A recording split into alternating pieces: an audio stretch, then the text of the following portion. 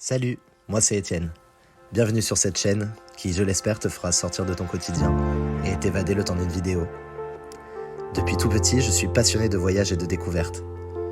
Récemment, j'ai voulu les mettre en images que je posterai chaque semaine, donc n'hésite pas à t'abonner si tu veux suivre mes aventures.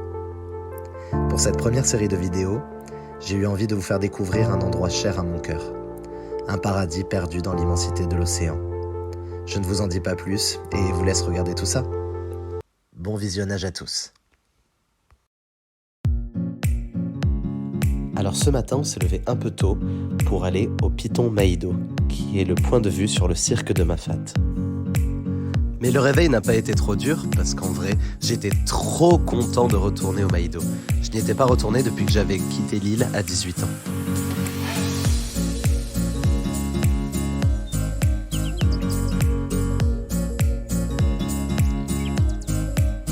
Pour se rendre au Piton Maïdo, il faut monter à 2200 mètres d'altitude dans les Hauts-de-Saint-Paul. Et je vous avoue qu'on fait pas mal de virages. Mais rien comparé à ce qu'on a vécu en allant à Cilaos. Et surtout, on a la chance de pouvoir voir le paysage changer progressivement à mesure qu'on monte de plus en plus haut. Alors ça y est, on est arrivé au Maïdo. C'est le point de vue sur le cirque de Mafate.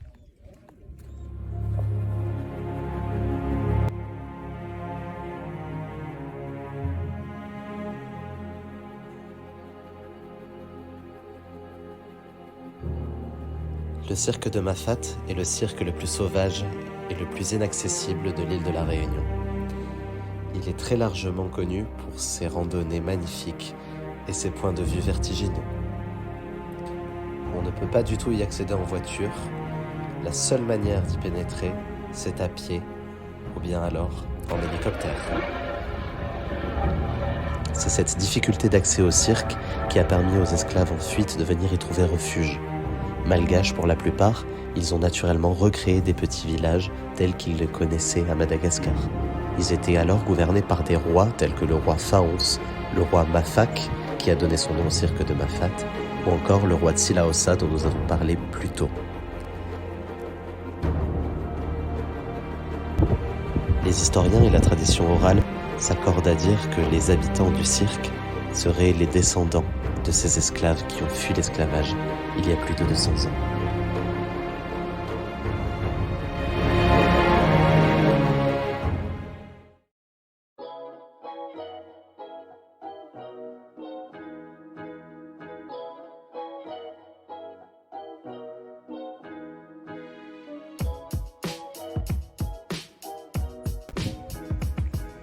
Alors ça, c'est une fougère arborescente. À La Réunion, on appelle ça un fangeant. Et c'est un des plus anciens végétaux qu'on puisse trouver encore à l'heure actuelle. C'est-à-dire que les traces qu'on a retrouvées de fangeant, de fougère arborescente, ça remontait au Jurassique. Ça remontait à l'époque des dinosaures. C'était des plantes qu'on pouvait trouver à l'époque des dinosaures.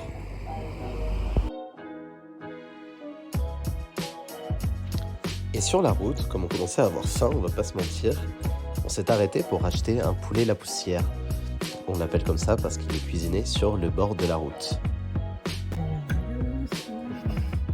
Mais c'est différent. Vous allez faire des câlins, peut-être qu'ils vont te donner quelque chose. Peut-être qu'ils vont... Mais à La Réunion, on trouve une qualité particulière de mangue, qu'ils appellent ici mangue verte, en fait qui est beaucoup plus dure, déjà plus petite, et beaucoup plus dure que les mangues qu'on peut trouver partout ailleurs dans le monde. Et avec ça, on peut s'en servir pour faire des salades. On peut manger ça en salade, ou alors on peut faire un accompagnement comme ça qu'on appelle le rougail mangue. Comme ça, c'est pour accompagner les plats. C'est super bon, super frais, légèrement acide. Et donc voilà, c'est un condiment. À La Réunion, ils font différentes sortes de rougail. Il y a le rougail tomate, il y a le rougail bringel. Alors les bringelles, Monique, qu'est-ce que c'est les bringelles? Aubergines. Mais oui, les aubergines, qu'on appelle à La Réunion bringelles.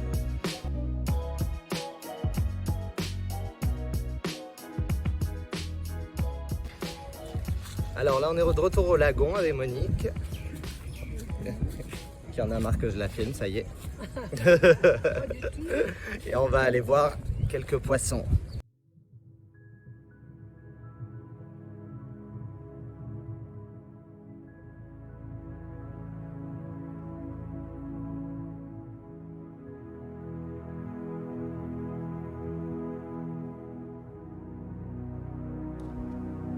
Le lagon de l'Ermitage est un écosystème très fragile où se développe une multitude de coraux servant d'abri et de nourriture à des centaines de poissons de toutes les couleurs.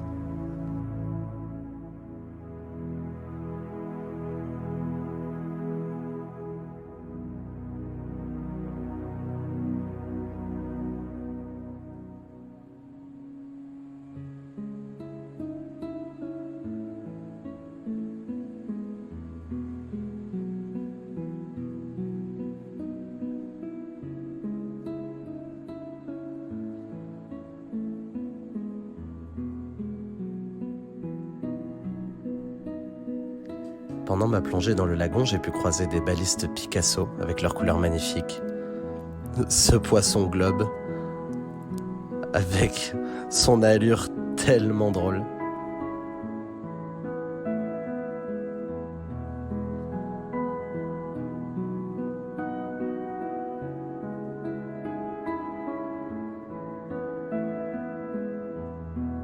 J'ai aussi pu croiser cette murène léopard juvénile.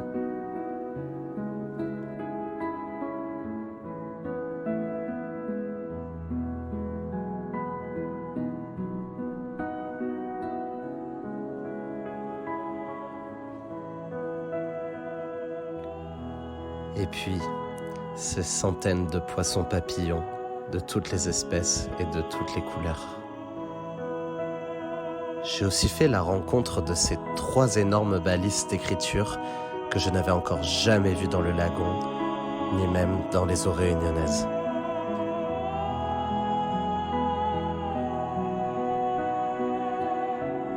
Avec sa barrière de corail protectrice, c'est un endroit idéal pour venir se baigner en toute sécurité.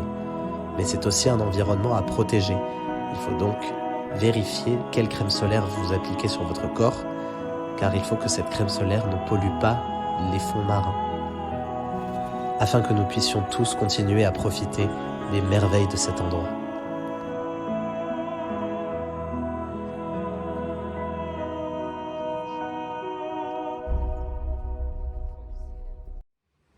Alors ce matin je suis sur la plage des Roches Noires, je vais sortir en bateau, donc je me suis levé un petit peu tôt.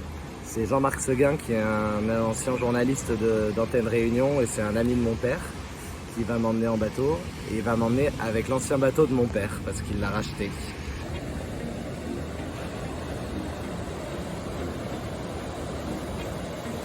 Et pour le petit-déj, je me suis pris une spécialité réunionnaise, ça s'appelle un macatia, c'est un macatia au chocolat. Et en fait, c'est comme une brioche avec des pépites de chocolat, du chocolat fondu à l'intérieur. Sauf qu'en fait, au lieu de pâte à beignet, en fait, c'est du pain, c'est de la pâte à pain. Donc ça donne vraiment le goût du pain, en fait. C'est comme si on avait une boule de tartine de chocolat, en fait. C'est absolument délicieux.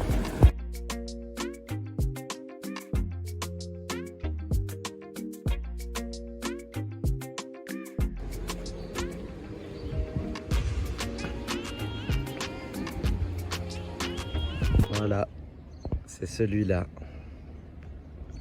le bateau de mon enfance.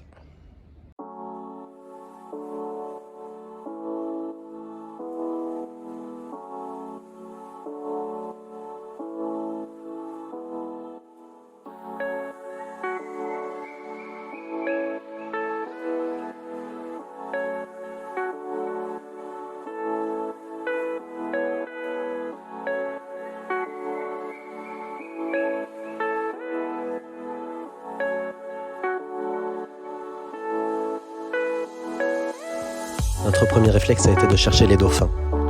Nous savions que des groupes de grands dauphins et des dauphins long-bec plus petits que leurs congénères vivent dans les eaux réunionnaises.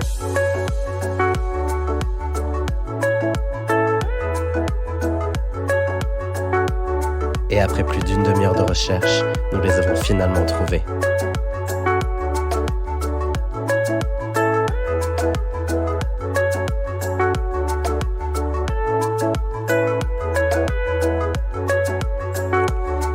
Et le spectacle était vraiment, vraiment magique.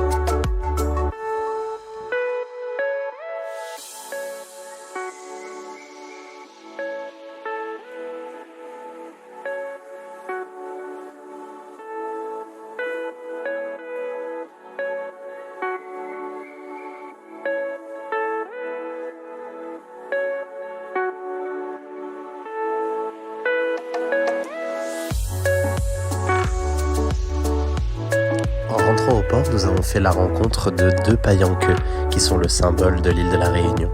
Selon une légende, il s'agirait de deux amoureux venus du peuple de la mer.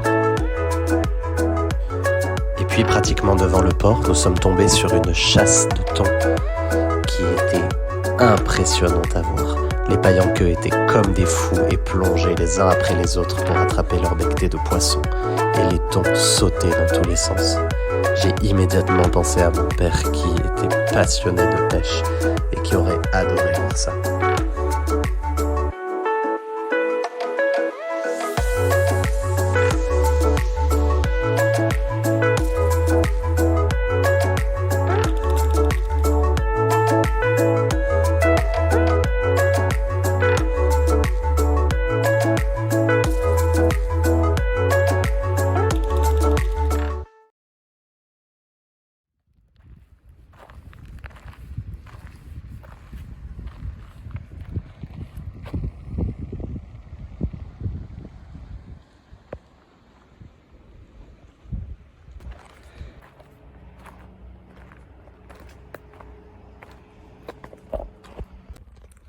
Alors à La Réunion, vous pouvez trouver beaucoup de ces immenses buissons d'épines.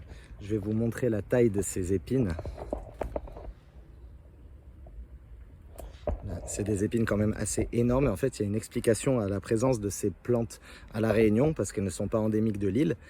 Et en fait, c'est parce qu'à l'époque, il y avait une entreprise de confection de chaussures qui s'était implantée à La Réunion. Et en fait, ils voulaient faire du commerce avec les propriétaires terriens de l'île qui avaient des esclaves. Et pour que justement, ils achètent les chaussures pour les donner à leurs esclaves. Sauf que les esclaves, à l'époque, ils étaient essentiellement pieds nus. Donc, ils ne voulaient pas porter ces chaussures. Donc, les propriétaires terriens n'achetaient pas. Et en fait, c'est ceux qui se sont implantés là, les usines de chaussures qui se sont implantées dans l'île, qui ont fait venir ces plantes-là exprès pour que les esclaves se plantent les épines dans les pieds et qui se mettent du coup à porter des chaussures pour éviter de se blesser. C'est pour voir, enfin, ça montre bien à quel point l'homme est capable de tout pour s'enrichir.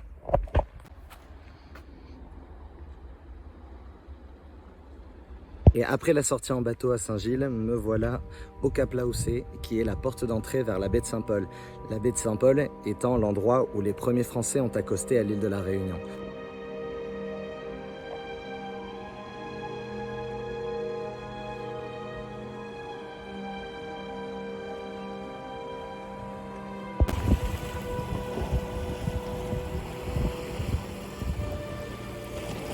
Et voilà la baie de Saint-Paul.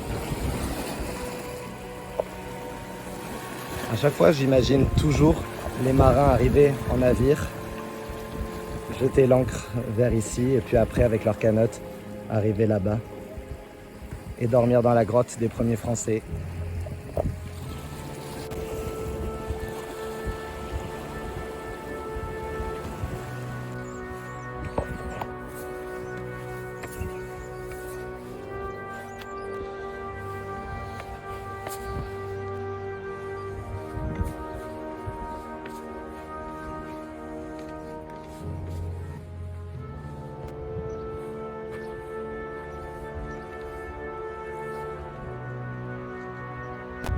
Là, je suis en train de chercher. Vous comprendrez quand je le trouverai.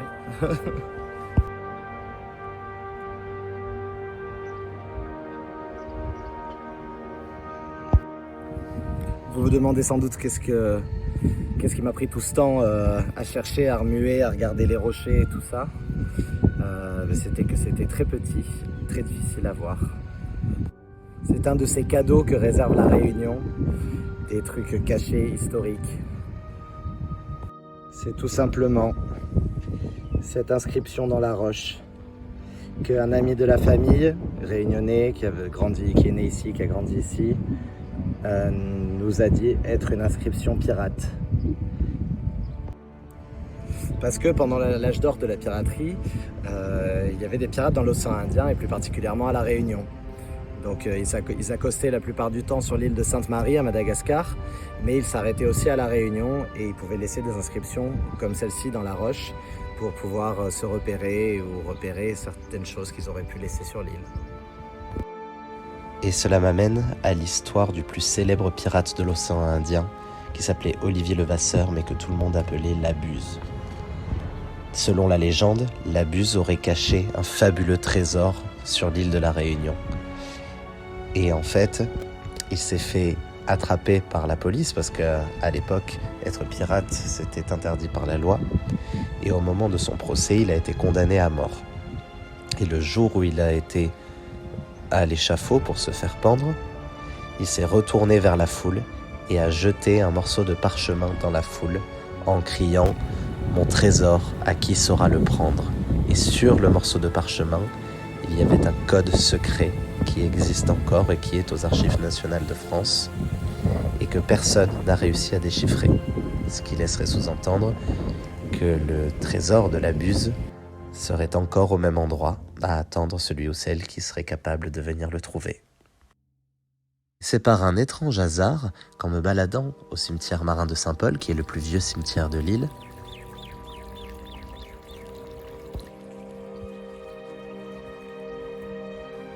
que je suis tombé sur sa tombe. Depuis tout ce temps, Olivier Levasseur était enterré là, à même pas 1 kilomètre de l'endroit où je me trouvais.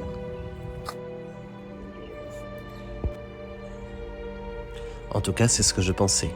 Mais en lisant les inscriptions au-dessus de la tombe, j'ai pu m'apercevoir qu'elle ne datait que des années 70 et qu'elle avait été faite pour attirer les touristes dans ce cimetière. La tombe utilisée pour créer celle de la Buse était celle de Delphine Hello, une esclave affranchie.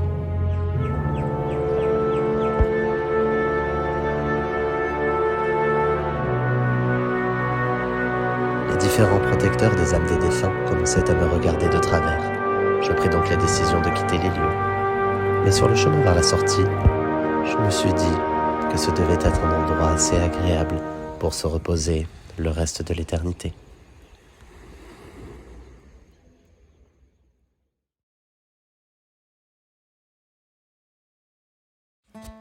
Je ne pouvais pas finir cette vidéo sans vous parler de l'endroit où j'ai grandi, la ville de Saint-Gilles-les-Bains. Cette ville fait partie intégrante de Saint-Paul, à l'ouest de l'île de la Réunion. C'est la station balnéaire par excellence. On peut y trouver les plus belles plages de l'île, dont le lagon de l'Ermitage. On peut y trouver un forum avec plein de magasins et de boutiques de souvenirs. Chez Loulou, la Rolls des boulangeries et des produits locaux.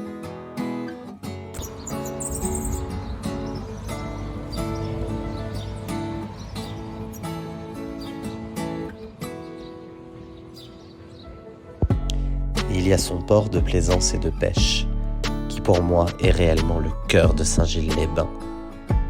La ville de Saint-Gilles s'articule autour de lui, ainsi que de ses plages. Sur le port, j'ai décidé de commander une barquette de 12 bouchons.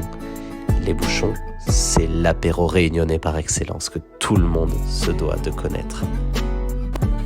Alors à La Réunion, le snack préféré, c'est le gratiné bouchon. Ça, c'est une tuerie. Si vous venez à La Réunion, il faut absolument vous goûter. Je repense à ces derniers jours passés entre les sommets du Maïdo, puis sous l'eau dans le lagon de l'Ermitage, et sur l'eau en compagnie des dauphins, puis toutes ces histoires de pirates et de rois malgaches dans le cirque de Mafat. Je commence à comprendre avec plus de clarté pourquoi mes parents ont tant voulu qu'on vienne vivre sur cette île. Et c'est sur cette plage des Roches Noires où j'ai tellement de souvenirs d'adolescence que je conclus cette vidéo. J'espère qu'elle vous aura plu. Si c'est le cas, n'hésitez pas à vous abonner à cette chaîne et à laisser un like en dessous de cette vidéo. Moi, je vous fais de gros bisous et je vous dis à la semaine prochaine pour une autre vidéo. Prenez soin de vous. Ciao!